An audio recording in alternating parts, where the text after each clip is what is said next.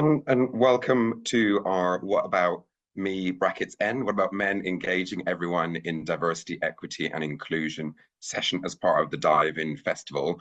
Really excited to be here. I'm Richard Chapman Harris. My pronouns are he, him. I'm the Global Diversity, Equity and Inclusion Leader for Marsh McLennan.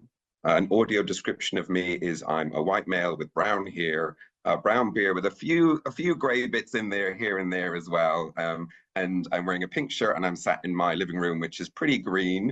And you may hear in the background my dog that will bark occasionally, probably at the most inopportune moment, during the panel. So I'll make sure to kind of mute myself, but really pleased to be here and thank you so much for joining us. I will share my screen shortly. That'll be the fun technical bit, and talk through the agenda and the learning objectives. And I'll set the scene for the session before we invite our panelists to join and to share their experiences and insights as well. So again, thank you so much for joining us today, and hopefully have a really great session, and please do engage. We'll also touch a bit more on some takeaways at the end of the session as well.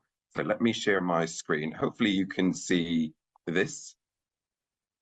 And this is our session today. So briefly on the agenda, what we'd like to cover in the next 60 minutes, which will go so quickly from experience. And if you join other sessions, I know it goes very quickly when you're having fun. So I've introduced myself. I'll share a little bit of the context for today, just explaining, what about men? What about me? What's that sort of meaning? Why are we talking about this as a topic in particular? We'll then listen to our panel, and they'll do their introduction shortly as well. And as I mentioned, we'll touch on some next steps, and we'll leverage our ally continuum, which is a specific model that hopefully will help us to be allies, including allies to and for men, as well as allies as men going forward. And so the learning objectives, because it's really exciting that Dive In sessions are recognized and have CPD accreditation to it. So really what we'll do today is 4 key things. So the first thing is to understand kind of gender norms and workplace context for men. We'll look at the lens of kind of colleagues, family, and friends, because although we're looking at the workplace, these are skill sets and learnings that we can take anywhere with us, on the bus to work, or, when having parties with friends. It's important that we can really bring in inclusive gender norms in our social spaces as well as our workplaces as well. So we'll hopefully access examples of intersectionality. And by that, we mean looking at different demographics of intersecting or overlapping identities. So recognizing where an individual may be a woman as well as an ethnic minority, or maybe someone who's part of the LGBT community and has a disability. As human beings, we're amazing creatures. And actually, there's so many aspects to our identities that we're not just one monolith. And it's important we recognize those intersecting and overlapping identities and experiences as well.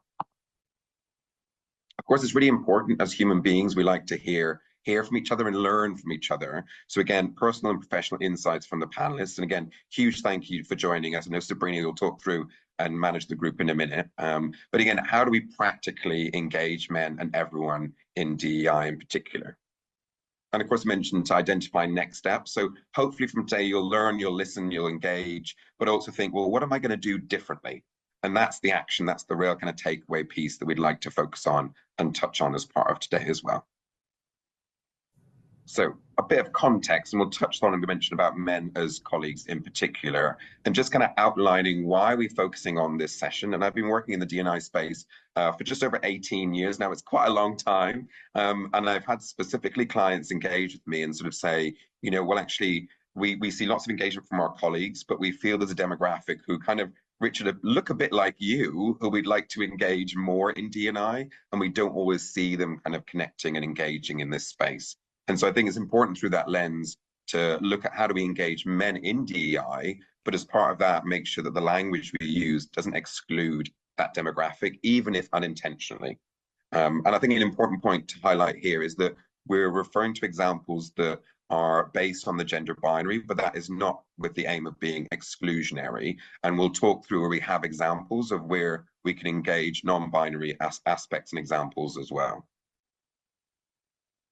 So this is highlighting where we can see the experiences of men, and men earn 23% more than women globally. And so it's not to say, well, great, men are fine, men are sorted. Actually, they earn more, and obviously the gender pay gap is usually in men's favor, but it's just highlighting where gender norms are disadvantaging women. But also, although the data may make it look like it's benefiting men, we also hear dialogues around pressure for men to be the breadwinner, and how do we unpick those narratives as well. So again, we see that there are ethnicity pay gaps for men as well. And so with ethnic minority men in the UK, where the data is captured, do have pay gaps compared to white men as well, and where we can see that intersectionality affecting a diversity of men. And that's something that's important for us to scrutinize as well. So again, the point about visibility at leadership levels and across organizations, some of our major industries are very male dominated. And if we're going to affect culture change on DEI, we need to make sure it is speaking to that demographic, that implicitly there's certain groups that feel like, well, that's not for me, or that's not about me. It may not be that they're not supportive of DEI. And of course, that does happen in spaces, but it might just be that there's an apathy because it feels as though the language doesn't speak to that group.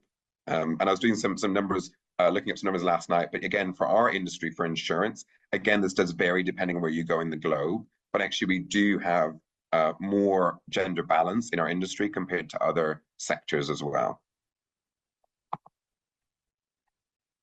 So again, as we kind of mentioned, it's important to identify and understand how this plays out for people of all genders, and how the narrative around gender norms, and I know Sabrina and I were talking about this morning, how do we tackle those gender norms to make sure that everyone is included? Because the restrictive nature of things like the gender binaries does not advantage everybody in the same way, or indeed doesn't actually advantage everybody fairly as well. So thinking about the workplace and our men as colleagues, one of the key points that comes up in lots of research and guidance is looking at what are some of the things that we can do with regards to our policy and process. And if we're thinking about making real change and looking at gender equality, we need to look at things like our employee life cycle. And one of the key points based on the research is looking at aspects like absences from work, and also the motherhood penalty with regards to parental leave, and aspects like shared parental leave, and also parental leave requirements or mandates do help. And looking at one way of closing the gap is seeing that we offer things like shared parental leave and encourage the father in most cases to be taking more parental leave, and to lean in more to taking time out of work, so that there isn't that same motherhood penalty. And again, that will play out differently depending on parental structures and also same-sex parents, adoptions, etc. One of the examples that I wanted to highlight, and there'll be lots of examples across the globe and quite a few across the Nordics as well, is actually seeing that men's share of parental leave was really low, but again, with the kind of the quotas and support from the Icelandic government, actually saw that increasing quite markedly. And I know there's similar examples in Scandinavia as well. However, one of the most recent research has highlighted that although more fathers will take the time off because it's mandated, if you actually then look at the division of labor, it's that most of the time will be taken off around holidays, for example. So it'd be an extension of annual leave. And it doesn't mean that then the father is taking on the majority of the caring work. And so it may be that actually they're more available for children, but actually aren't taking on the primary carer role. And so there are still then gender norms, restricted gender norms, that are impacting. And that overlays with feedback from young men who want to be more actively engaged as a co-parent with their children as well. And how do we do that is to unpick those gender norms that are saying, well, no, this is what you do and this is what you do. And actually that's not really meeting the needs. Increasingly we're hearing, especially from younger men, but also men of all ages. So these are a few key areas we want to highlight. And again, we'll pull these out in the conversation with the panel, is that mental health is a real focal area. So International Men's Day coming up on November 19th. And I know in my career, when we have International Women's Day on March the 8th, or International Women's Month in March, you always get the kind of commentary of like, well, when's International Men's Day? And there's no day for us, and actually that can be sort of meant in a sort of positive way, like, well, what about us? What about me, brackets N? But really what it's saying is like, well, actually, I'm not aware that we've had International Men's Day for several years now. And it's about supporting and engaging everybody. And there is a date that kind of focuses our attention. But a lot of the resources on International Men's Day websites across the world will very much focus on mental health, and some really, really shocking statistics with regards to male suicide, especially amongst young men as well. And I highlighted there again that we do know there are gaps in the data, and we see underreporting for non-binary and gender non-conforming people in lots of geographies. And some research suggested that those data numbers are also going to be extremely high as well. So one of the headlines is also toxic masculinity actually can indeed be toxic. And so looking at how men need to make healthier choices with regards to food and diet, even some research looking at things like drug abuse as well amongst men, and how that will disproportionately impact men's health, and so how it's important to unpick those gendered norms and those destructive norms to support men in being healthier, to look after themselves in order to look after others as well. And also some of the data points, and I know these are quite sort of serious topics, and it's important that we do address these in the workplace, and these are conversations I know we've had as part of Dive In as well, is that men do perpetrate more domestic and sexual abuse, which needs to be addressed. And also men can be the survivors of that, and there's underreporting as men as survivors of abuse. But we do see, again, shocking numbers with regards to the experiences of young women, and again, the perpetrators being disproportionately men, and thinking about how do we tackle that and how do we address that, rather than, not talking about these very difficult topics and subjects as well. So with that, just some context pieces I wanted to kind of lay the foundations and explain of why we're focusing on this conversation, why it's important to talk with and about men and to listen as well. And hopefully that's what we'll be doing in the panel. So Sabrina, always a pleasure working with you, and thank you so much for joining us, but I'll hand over to you. Thank you so much, Richard. Thank you for this brilliant introduction and setting the context for us. I'm Sabrina Cruz. I'm delighted to be here with you this morning to facilitate our panel discussion. I'm currently working at SCORE as the group head of DEI and engagement, and also the head of HR for the EMEA region. I'm also involved in many DI initiatives in the market, and I'm a committee member, for example, of IWIN, the Insurance Women Inclusivity Network. A short audio description of me: mixed race female, brown hair, signature red lips, dressed in red. And if you can hear an accent and wondering where it's from, I am French originally, but have been in the UK for close to 18 years now. So the French is disappearing to be replaced by an accent from somewhere in the world. We have got some wonderful panelists with us today, and I'll hand over to each of them to give us a short description of themselves, and what they do. We'll start with Mark. Thank you very much, Mark, for joining this morning. Sabrina, thank you. And Richard, also thank you as well. So my name's Mark Freed. My pronouns are he and him, although these days I prefer to look at gender as on a spectrum and not to be put in a box.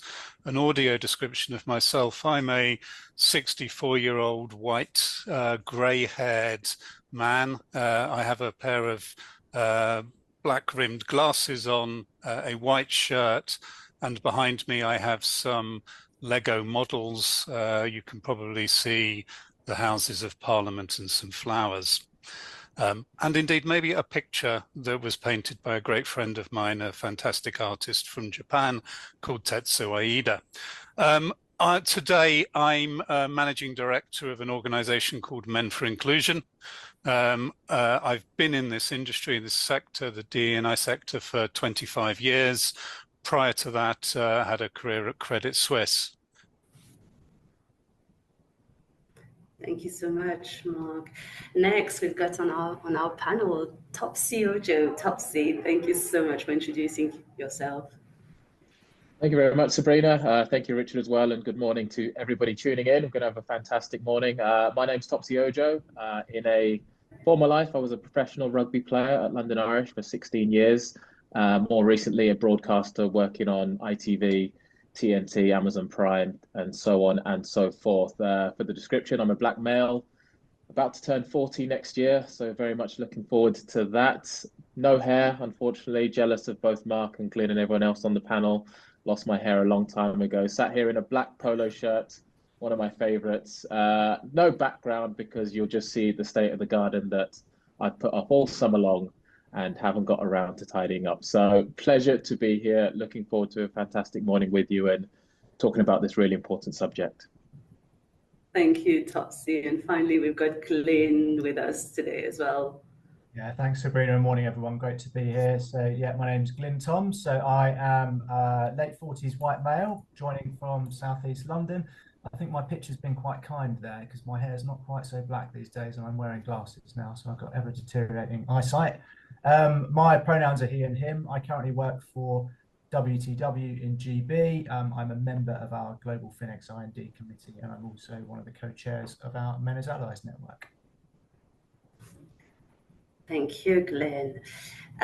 So let's kick off our discussion with all of you here and really take a dive in, excuse the pun, into the topic of engaging everybody into DEI, and particularly try to create more engagement around bringing men into the DEI conversation.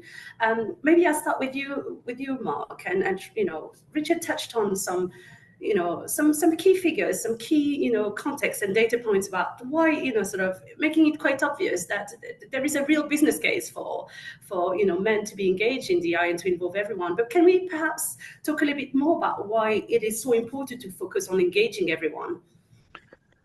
Thanks, Sabrina. Yeah, I'm going to make a few quotes to start with. These were quotes of Emma Watson, the actress Harry Potter, made to the United Nations 10 years ago, September 2014, almost exactly 10 years ago.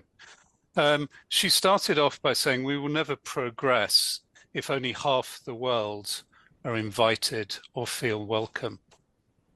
And clearly, when we look at the progress we've made, when you look at gender pay gap stats historically in the UK, we haven't progressed very far, very quickly. In fact, progress is at a glacial pace. The other thing, and next thing that she said is, we don't often talk about men being imprisoned by gender stereotypes, but I can see that they are, and that when they are free, things will change for women as a natural consequence. DE&I, particularly the I, has got a major benefit for men as well. I think part of our problem is that historically, when you look at the maturity curve of DE&I initiatives, it started with a business case. It moved on to collecting data and seeing where the gaps were.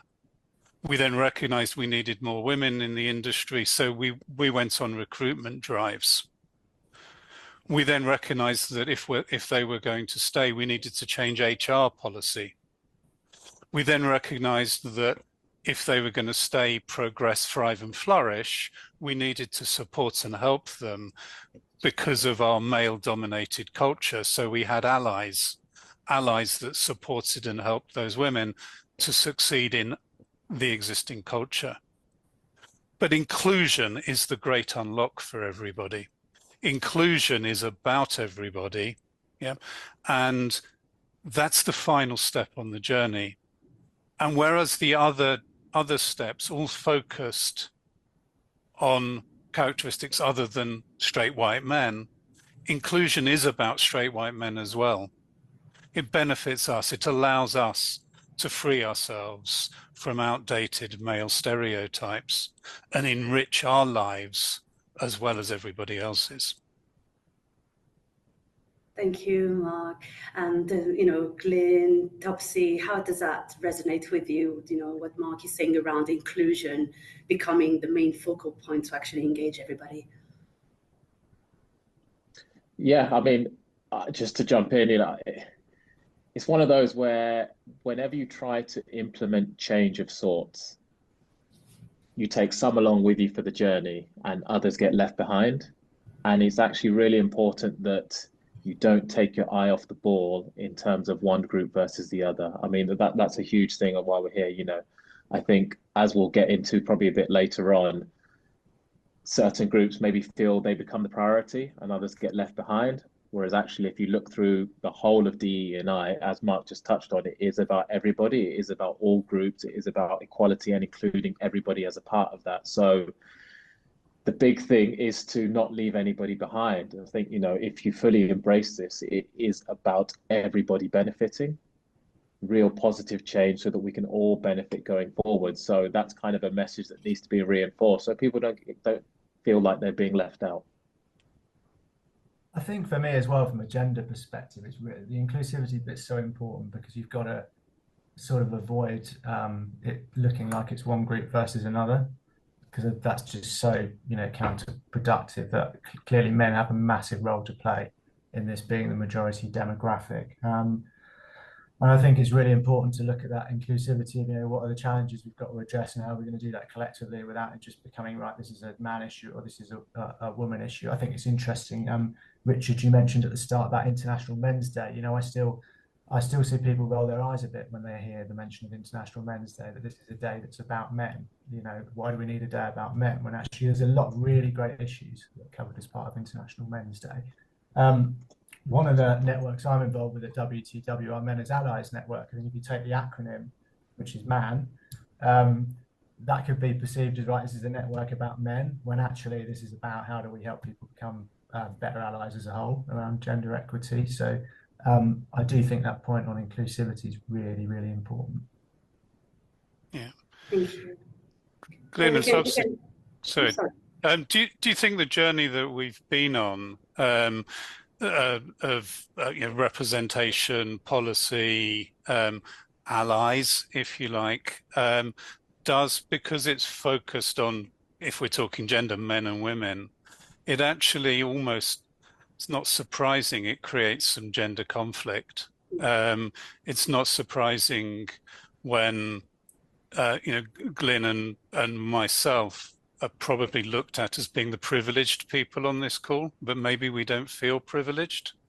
It may be that then, we've been called biased, we've been called microaggressive, and through the journey, and we get to this point now and we say, okay, we want men to step up and become involved, that a lot of people are feeling alienated and cross.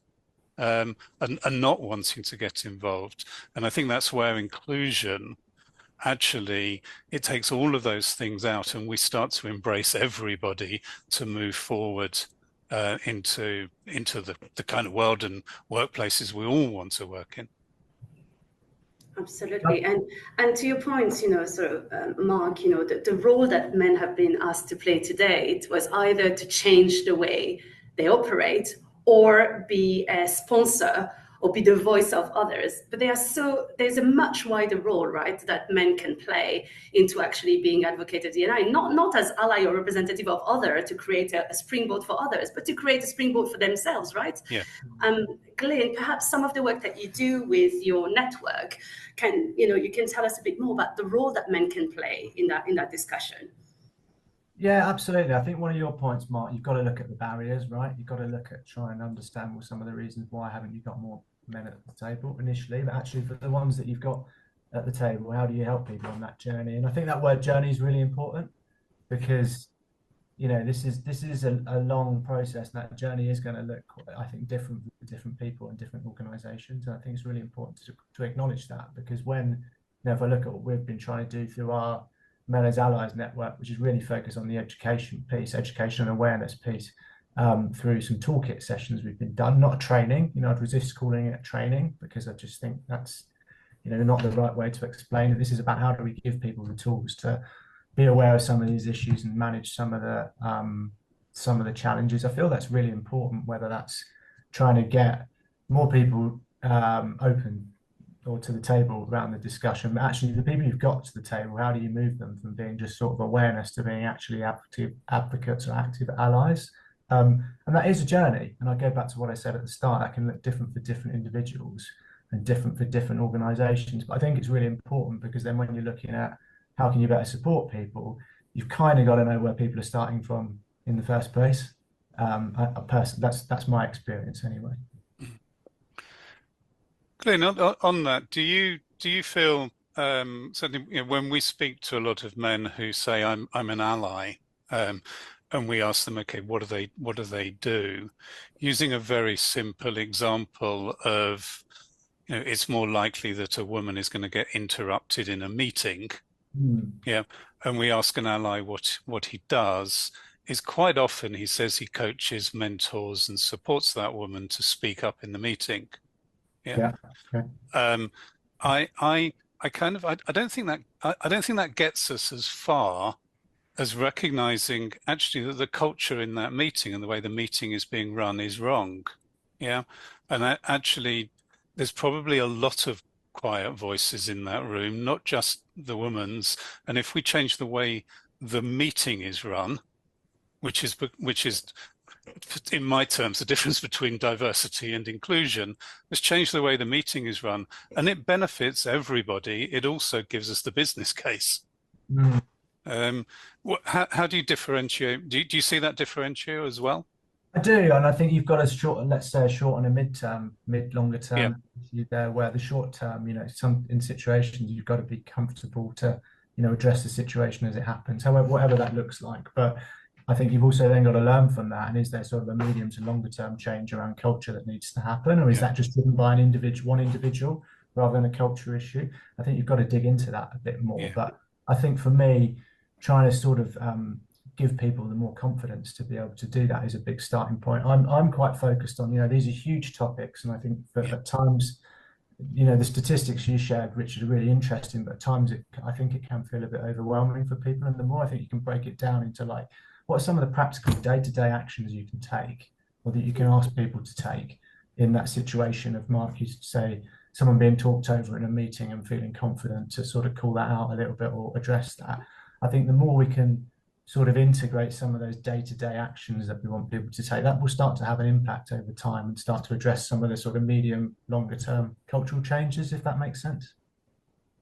Yeah, I mean, I'd agree with that wholeheartedly. I think, especially from a sporting background, where it has traditionally always been very male dominated, you speak to people like, right, we need to change the culture, we need to change the environment. And some of the initial response is always, well, why do we need to change something that has already worked? All of us here in the room are comfortable with it. Why do we need to do something different? But then on Glyn's point about, right, you kind of identify the small steps, the small benefits, don't go too big too early, and then slowly and surely you have to allow people to see that change themselves, see the benefits for it themselves, to the point where they go, oh, right, okay, now I understand, now I get it. And then it starts to influence the whole culture. It is a journey, isn't it? There's no quick fixes about it. And sometimes you do wish that things would happen a bit quicker, because we talk about the progress and the rate of change, and sometimes it seems to take an eternity to get to where you want to. But I guess, as with all these things, it's worth it in the end. And it's about continuing to have these conversations as well. Don't flag it in the first meeting of the year and then it gets forgotten about, and then a year later go, oh, why didn't we do this and that? It's a continuous development piece that just needs to keep being referenced to ensure that we can continue to change things for the better. And I think I know we're talking about gender today, but I think the more comfortable people get with being allies and advocates for gender, that will just apply across the whole I&D spectrum, in my view, as a whole, and people will just become better allies and advocates for everything, which has got to be a better situation. Yeah, to these points Richard was mentioning, and it's been as well mentioned by a few of you, that one of the reasons why there's been this kind of tension around the discussions on D&I is by pitching it with gender and opposing two genders together, men and women. But really, the reality is intersectionality is there, and there aren't even two big groups. There are a number of different communities of people with very different backgrounds, journeys within this group. Topsy, perhaps that's something you could expand on. Sort of how can we do a better job actually at recognizing the differences of journeys, the uniqueness of everybody's journey and what they bring to the table to make it a more inclusive discussion. Yeah, well, I'd say one of the biggest things from the outset, I should say, is to kind of dispel any fears.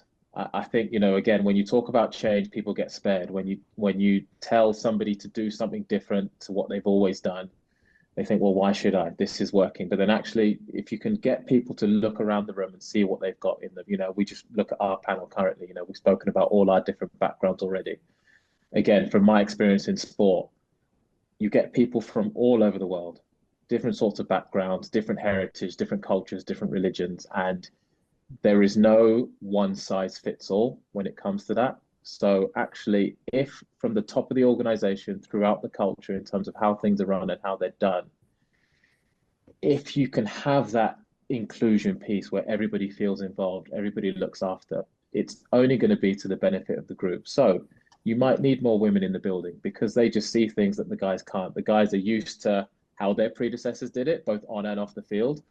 So unless you change something drastically, and this isn't to say that what was done previously doesn't work, you give them a different perspective. Sometimes you give them a competitive advantage in terms of they might be able to see something that the rest of us just can't.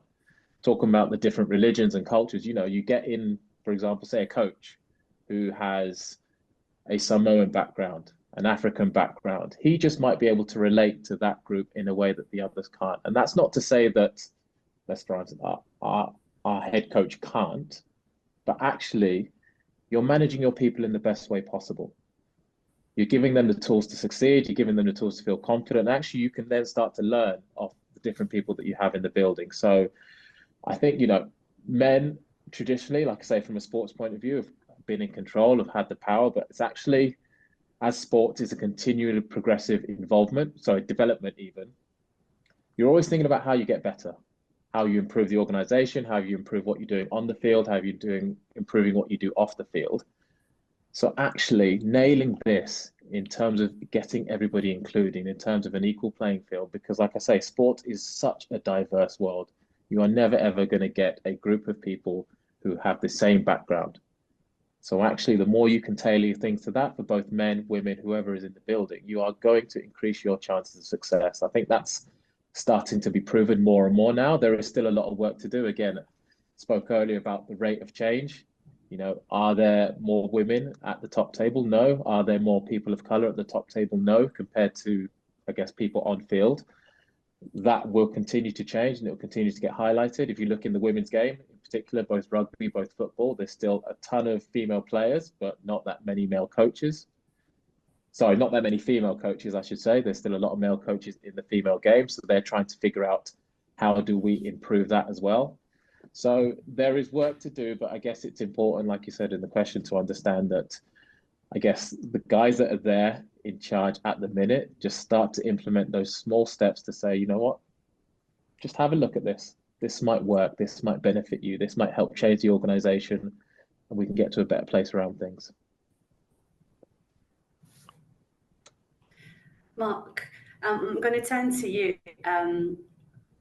The paradox I think that we're facing now in organization is that by wanting to support better the different communities and all that, we've ended up nearly in a space where we've developed micro policies, micro mechanism and all that. And that's resulted in perhaps in the opposite effect, right? Because by focusing on, on really a specific group of people to make it better for them, you automatically and accidentally exclude the rest. So from your perspective, how can we nearly unpick that and actually fast track the inclusion for all in order to be better supportive of everyone?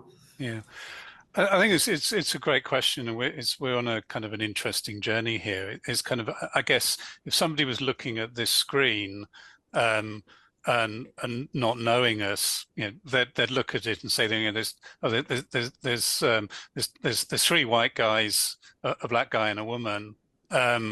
And that's sort of diversity, and then they might get to know Richard a little more and think, oh yeah, okay, so there's also a gay guy on the call.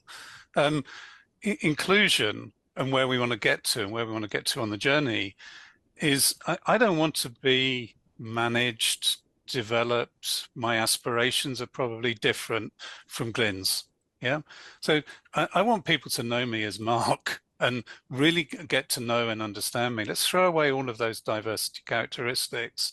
I want, at the end of this call to say, I was on this great call with Topsy, Richard, Glyn, and Sabrina. And, think about us as individual people and get to know us as individual people. And that's good leadership. That's good inclusive leadership, is understanding the people who are in our team and making sure that that team has got different and diverse points of view, come from different and diverse backgrounds. But at the end of the day, if that's all, if we're just building a team and putting tick boxes because we've got diversity, and then expecting everybody to behave in a certain way, then we're not going to get to the end goal. I think it's about getting to know the individual, which is really important. I think, Sabrina, something I can kind of add, just on that one, is that, and I think linking what we were talking about earlier is, however, the aspects of our own backgrounds and our diversities that we can bring to the table. And I think, Mark, I agree in the sense that the ideal is that a manager or leader will be able to say, well, actually, I'd like to include Richard because of this is what he does and this is how he thinks, this is his contribution.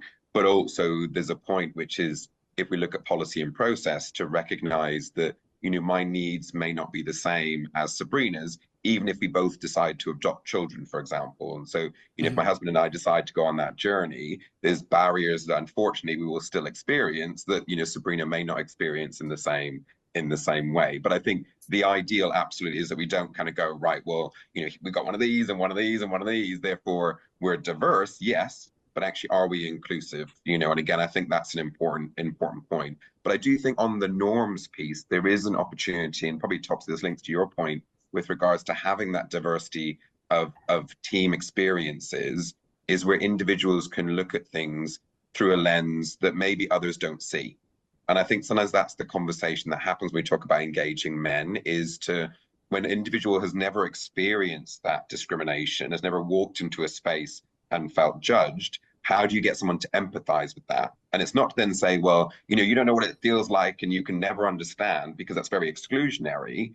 But at the same time, to sort of say, well, this is what it feels like and this is what I have, on a daily basis in some circumstances and situations, and how, if you haven't experienced that, to support with the empathy, but that bringing in rather than going, you'll never understand it, therefore don't get involved. Actually, that's not very inclusive, and that's obviously what we're trying to do. But I think being able to look at things like the gender norms through a different lens, as I mentioned, my husband and I, there's conversations with friends of ours, which is where even in professional couples, there's a pressure on the female partner to do more of the housework, or to do more of the emotional work, or to remember everyone's birthdays and birthday cards. If you forget a birthday, it was two men, no one really tells us off. We have that privilege. If we don't remember a birthday card, we don't get passive aggressive comments, from family members. But I do know that my female friends in their partnership, even if it is her husband's family, if she forgets their birthdays, then she gets the passive aggressive comments, and I think these are some of the things where we talk about unpicking the systems, and as part of that, challenging what we perceive. Sabrina, you mentioned this as well, what the norms are, because at the moment, I don't think those gender binary norms really helps anybody in some ways, and that we do need to really tackle what's happening and what the implications are. If there are certain anchoring rules that might help people, identify and see where they fit, but to not then be too blinkered with regards to that. And I think that sort of blinkering can happen in lots of different spaces. But yeah, I just want to mention kind of about the binary, and where individuals can bring a different lens based on their experiences, which we should recognize them as humans, but I think we can't negate the community experiences and the identities that our colleagues will have in the wider world and can bring to the workplace as well. Can I just jump in very quickly, Richard, on what you were just saying? I mean, I guess I know how it works from a sporting point of view. It's almost a lot easier to engage in those conversations. But then I guess from a traditional workplace, and probably one for you, Mark and Glenn, as well, from your experiences, how do you go about starting those conversations? Because again, like I say, traditionally, our coach would say to the team, like, guys, we're going out for food and drinks, and you're all just going to sit and talk and start sharing and getting to know each other, and you just start to naturally form those bonds. But I guess it's maybe less organic in a workplace environment. So how do you go about starting those sorts of conversations? So I don't think it's that different necessarily in a workplace environment. I think that there is a huge challenge with affinity bias because it will be, you know, it's mostly men in leadership, and you know, it's traditionally, let's talk traditionally, it's easier, you know, it's been down the pub, or it's been in the golf, and there were people who have been excluded because of that, and that's why our employer resource groups or employee resource groups are so important, because it creates safe spaces. But I think it's then, particularly in leadership, it's making sure that leadership understands that their social time is an asset. Yeah. And if the only thing that they're doing with their social time is playing golf with people who look like them, going to the pub with people who look like them, speaking to the chap who supports the same rugby team as them on a Monday morning about the results, then a significant part of your organization, a significant part of your team are being left out and are not feeling part of the team. So I think it is ensuring that as leaders, we do things that include everybody. Now, that doesn't mean we can't go to the golf and we can't go to the pub, but it does mean we need to make time for that person who doesn't share those interests, and find things that we do share in common and build relationships. It's then also, you know, team building events and all that type of thing, which bring us all together. And I certainly feel, Mark, that, you know, progress has been made on that quite a lot in the workplace. If I look at the insurance market, you know, that tradition, oh, let's just all go for drinks. That would be the stock thing. Let's all go for drinks. Actually, you look at the diversity of things that are now going on outside of that, whether that's, you know, you mentioned golf days. I mean, spinning classes, spa days, whitewater rafting. You know, there's a whole load of stuff. Very like, it can't be inclusive to everyone, but there's a wider range of stuff.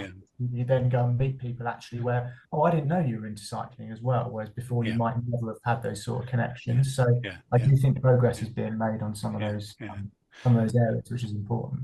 And Glyn, do you think, I think also, because there's those formal occasions like that, there's arranged occasions, but just, and maybe even more important, it's those informal occasions. It's the water cooler moment, the you know, who do you sit with at lunchtime? I was working with a big insurance company down on the south coast in the UK, and we went into their staff restaurant at lunchtime, and we looked around, and the tables were gendered. There were tables of women, tables of men, tables of women, tables of men, and you thought, you know, this is, why is this? And it may be because they were all just departments going out for lunch together, but actually it you know, it felt an inclusive environment until we went to lunch, because there were people, you know, segregated in that way. So I think, you know, these informal moments are really important, as important. And I think some of those, you know, in my experience, some of those challenges, you've got to pick your moments to force change. I think with some of them, I think flexible working is fascinating, right? I think it's a really interesting, hot desking, sorry, I think is a really fascinating view of human behavior, that you can sit anywhere you want, but the likelihood is people will come and sit in the same desk. Same group of people every day. And I think in a business context, you know, if you as a leader are happy about that, fine. But if you want that to be different, sometimes you then got to insert stuff in a bit to go, right, we need to work out how we change this, because And I think so a lot of that, again, is leading by example, and the need for role models here. Again, we were working with another big insurance company who had got a market leading paternity leave policy. It hit the front pages when they launched it. 2 years later, hardly any men were taking it up, and we you know, had sat down, had conversations with the board, and it turned out that the board were happy with the policy, but none of them were taking it up. None of them had become fathers, but none of them were standing up and saying, I'm going home this afternoon because because it's my lad's football match, or it's school sports day, or it's the nativity play. They were all hiding that, and they were actually hiding it from each other. So I think hot desking and things. It's the leaders that are sitting as much as anybody else at the same desk every time. We've got to have these role models in our world. We've mentioned so many times about how sort of those gender norms in society and how they percolate into the workplace are damaging for everyone, right? I think everybody is kind of desperate to break the framework that's been set for them. There's the speaker on masculinity that I absolutely love hearing, Elliot Ray, and he talks about that man box, that strong kind of armor that's been put on men for centuries and centuries around. I have to behave this way. I have to be seen as strong. I can't be seen talking about my mental health. I don't want to be seen as the primary carer at home, etc. And yet today we've got a work environment that really allows people to break those stereotypes, outdated stereotype, and make the most of it. Clearly, you mentioned the flexible working, all of these things is a great segue for people to actually use that and redefine gender norms.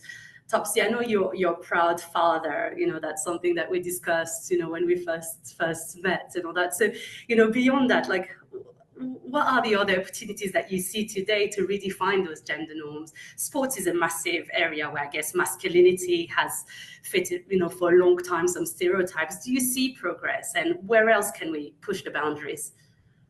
Yeah, I do, absolutely. It's I guess I may be just the last of a generation that was, for want of a better word, your toughen up generation.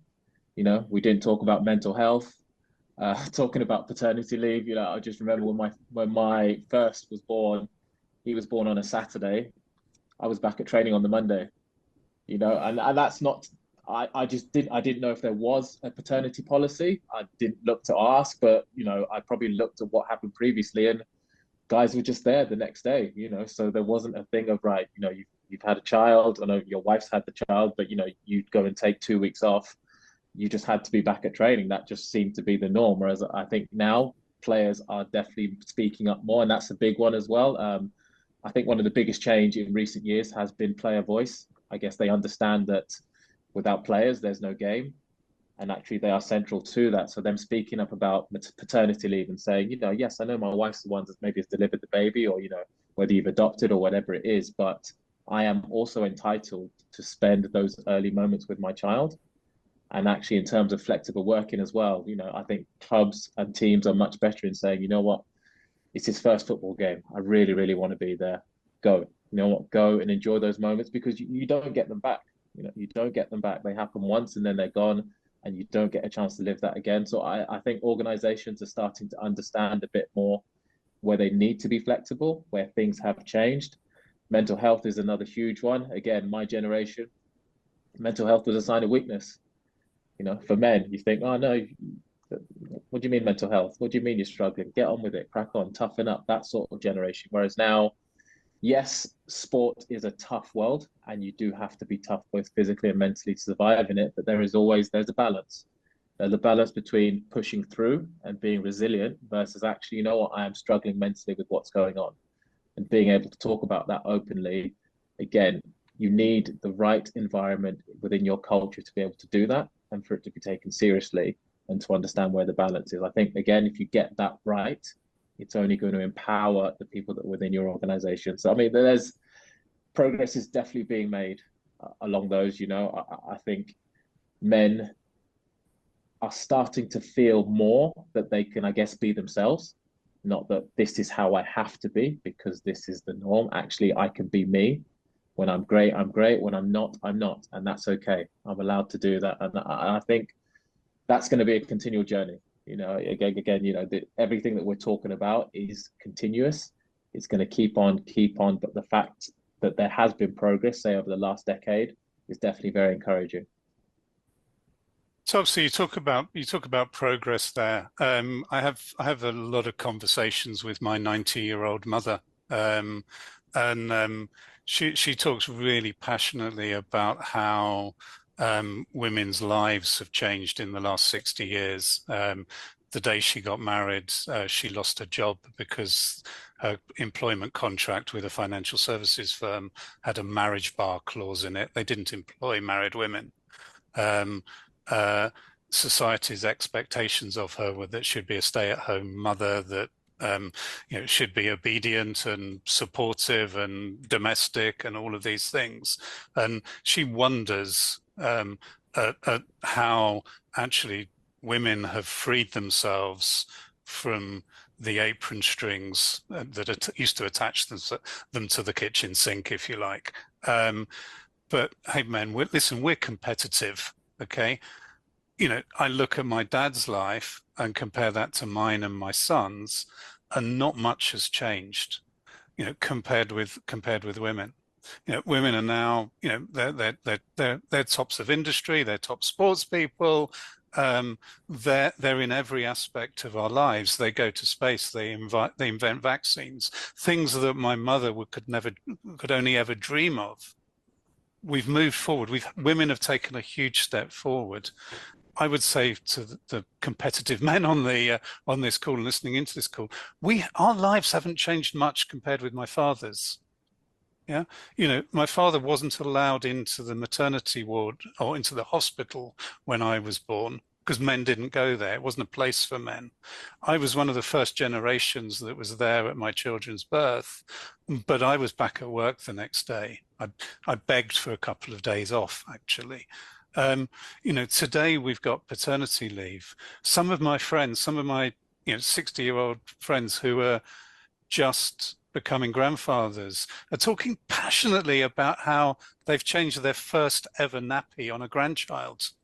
And what a lovely, caring, beautiful experience that was, and how they didn't get the opportunity and regret not having the opportunity to do that with their children, their own children.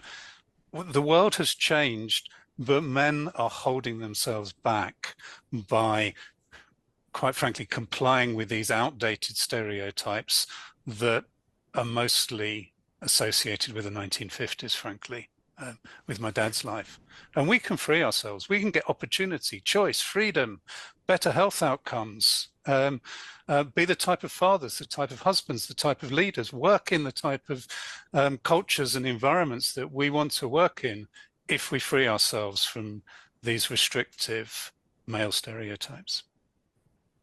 Do you not think some of that, Mark, is men have changed, but in ways that perhaps aren't as openly visible? Because the things you've talked about in terms of women's life changing have been like, they're quite visible things, aren't they? Like yeah. People getting vaccinations, being like outwardly successful. Is this more about a redressing of the balance where you had sort of, men doing things that women aren't and vice versa? And now there's a sort of, we're getting to more, of a balanced position where there are things that are changing in men's lives. And I see that, in my own life and in the workplace, but they're perhaps less visible. I think they're probably, as you say, they're probably less visible, and they should be more visible. But I think our journey may have, men's, if my mother's journey or women's journeys started in the early 1960s, I think, men's journeys probably started, 5 years ago, 6 years ago, to any degree, and we've got a long way to go. We've got a long way to go. And that men's journey is full of opportunity for us. It's exactly what I was going to say, Mark. I think today I still hear too often that, the changes that we're trying to make, trying to really advocate for a more inclusive environment everywhere. Too many people are still, or too many men, I should say, are still seeing that as something has been taken away from me, or I've got to do less of what I was doing. Where actually hearing everything we talked about today and how today men are suffering, somehow, it's more of an opportunity than it is of a sort of a drawback.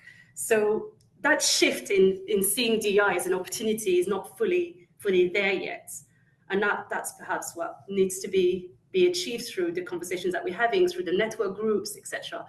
Do you have these kind of conversations in the groups that that you lead, Glyn, at work?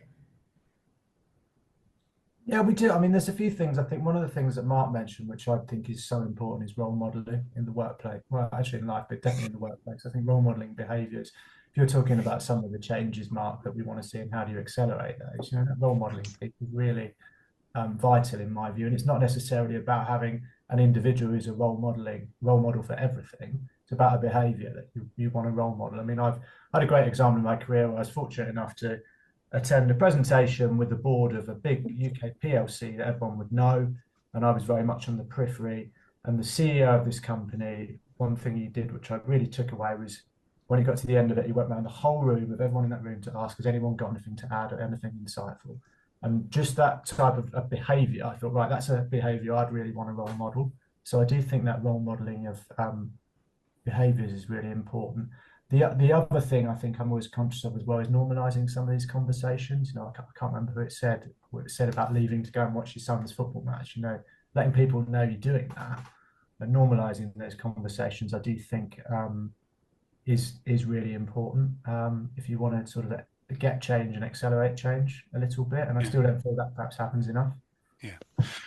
And I think, Glyn, as well as role modeling, I think we need to look at how men are role modeled in the media as well.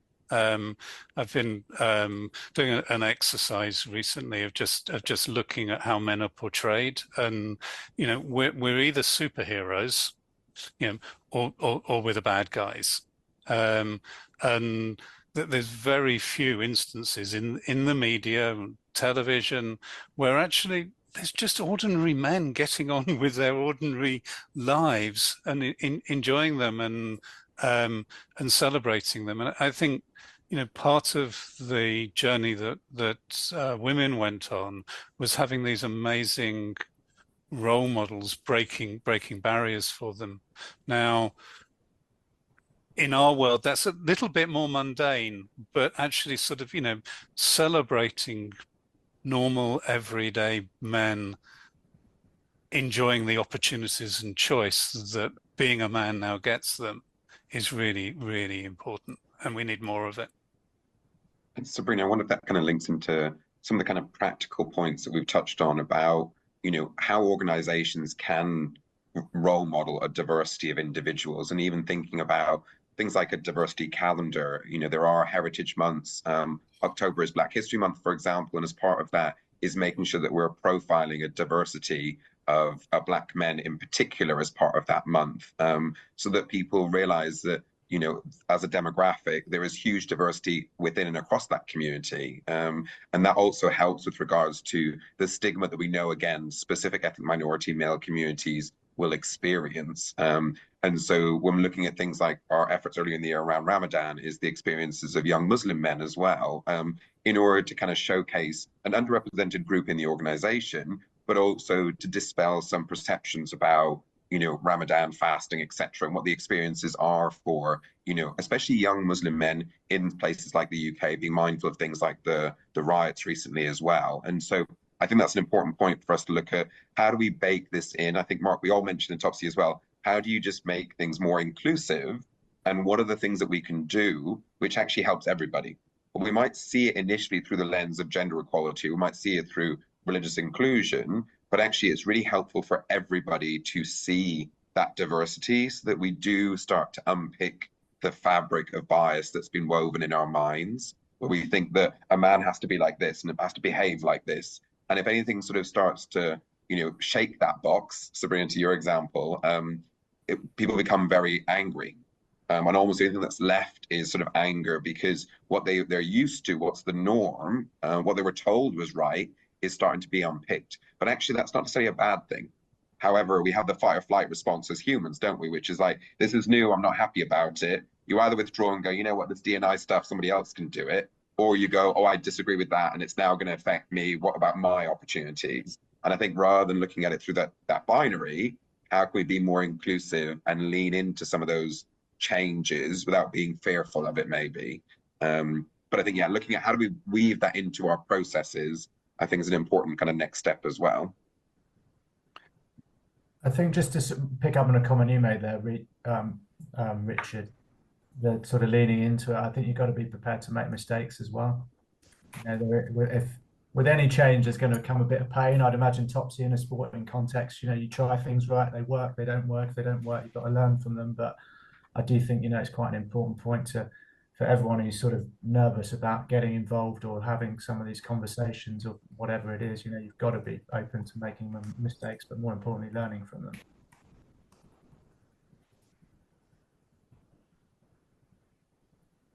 Thank you. Richard, I think we're coming to the end of our session, so I'll let you, sort of have the final word to conclude this. Sure, of course. And I think, great conversation. Thank you so much for joining us. I think, it's really interesting, Tops, to have the world of sport, because that's very much almost a microcosm and allegory for society in many ways. Even a game can feel like a metaphor for society. And Glyn, I know the work that you're doing and being very much on the front line, with the Man Network as well. And I know, Mark, the ongoing work that you've been doing, it's a pleasure to hear your experiences, and I know the work that we continue. And Sabrina, obviously, we, as D&I people, we do this all the time. But really, thank you everyone for joining us. Thank you to the panelists. And we do have some allyship resources that we can share as a follow-up. And obviously, I know there's lots of allyship conversations about engaging men as allies, but also being allies for a diversity of men. But we'll stick to time. So thank you everyone for joining us and engaging with the Dive In Festival. Please do engage the rest of the day, and we will see you next year as well. Thank you, everyone. Thank Have a good day. you.